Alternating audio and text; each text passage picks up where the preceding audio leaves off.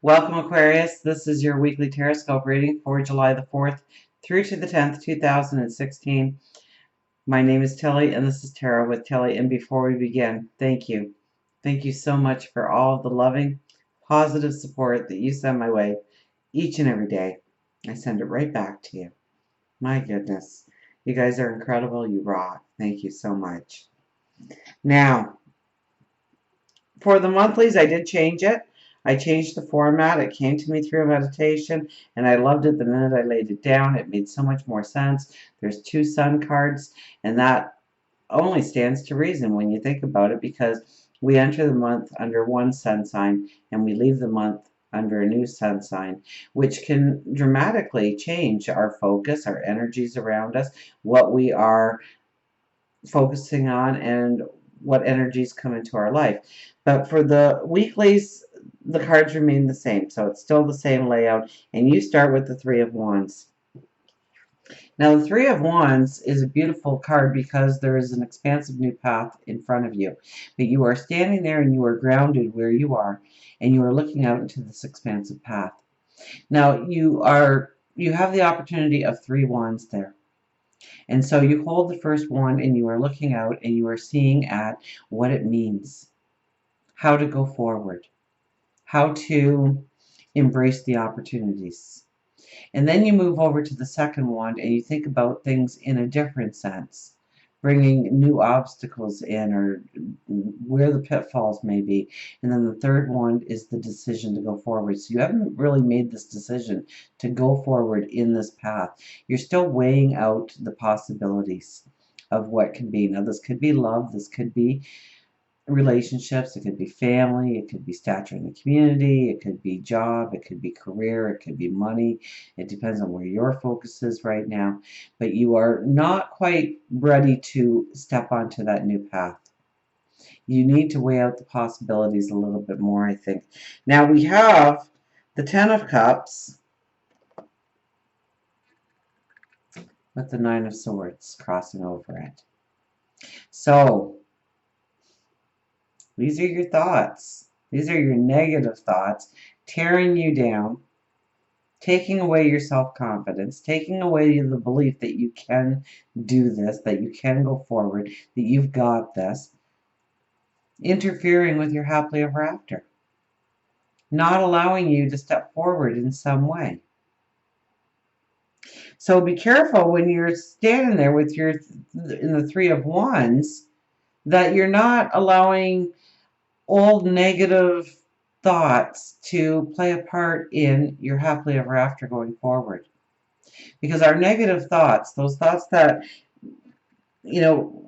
2 in the morning and we're ready to go to sleep and those negative thoughts start coming up, that's when we start to berate ourselves. That's when we start to strip ourselves of our self-confidence. We see where we have erred. We see where we have dropped the ball. We see where we weren't good enough or didn't do enough, or maybe we did too much and we feel bad about that.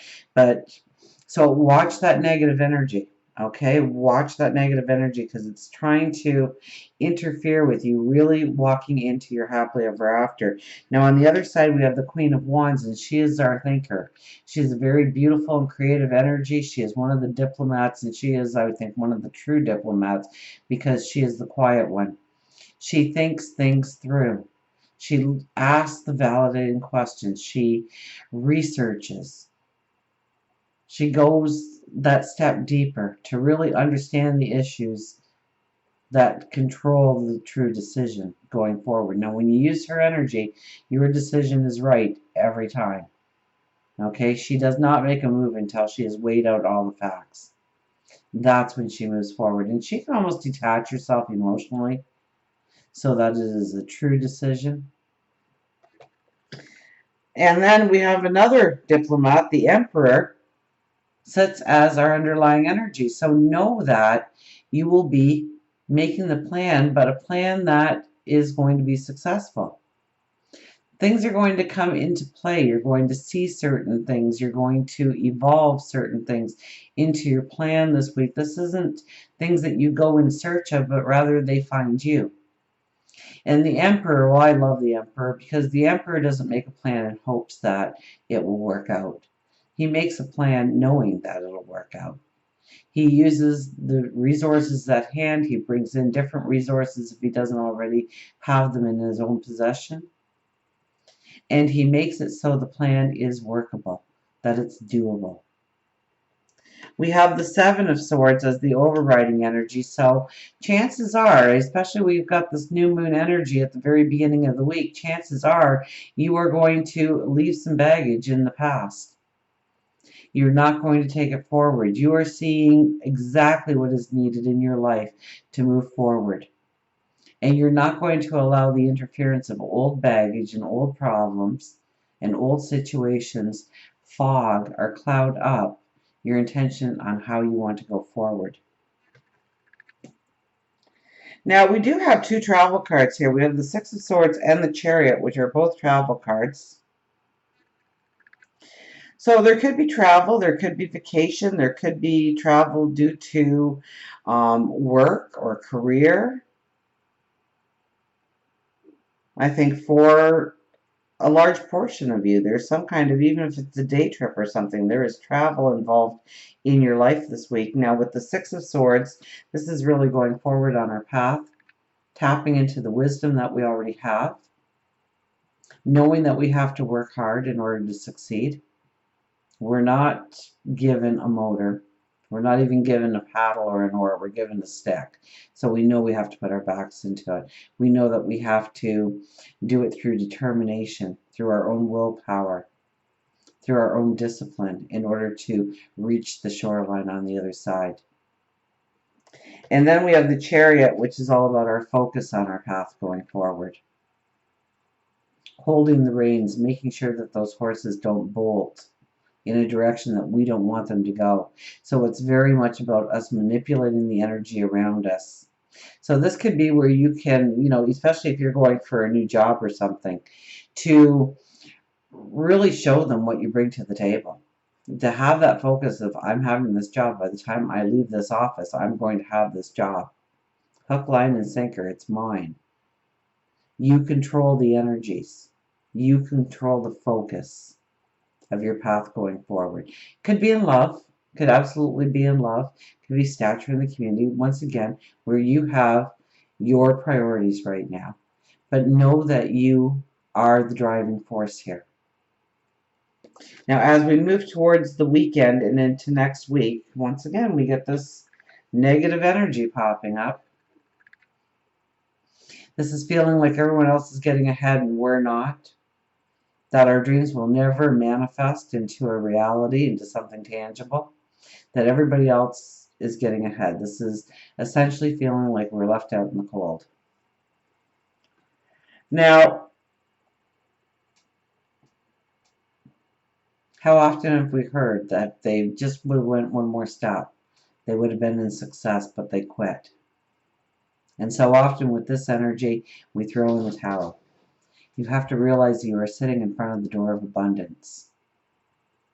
You have to realize that you may not see it yet, but you are very close to success, happiness, joy. And it is with the Four of Pentacles and the Queen of Swords. Now, the Four of Pentacles is all about owning your abilities, your talents. And the Queen of Swords is all about protecting your dreams and your desires. So, regardless of what is being presented to you, especially this weekend and going into next week, know that you have what it takes to succeed. Keep that front of mind. Keep a positive outlook about where you're going, what you are creating, what you are becoming, what you want to manifest going forward.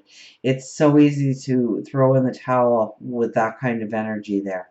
You really have to protect your dreams, your desires, want them to grow, want them to mature, want them to become reality in your life. You really have to keep the focus, but you have to embrace your talents, your abilities, know that you have what it takes, and not allow something to weigh you down. Okay, because there's very much an energy, a presence here of you being weighed down, feeling like you can't succeed, feeling like you dropped the ball before and therefore you can't pick the ball back up.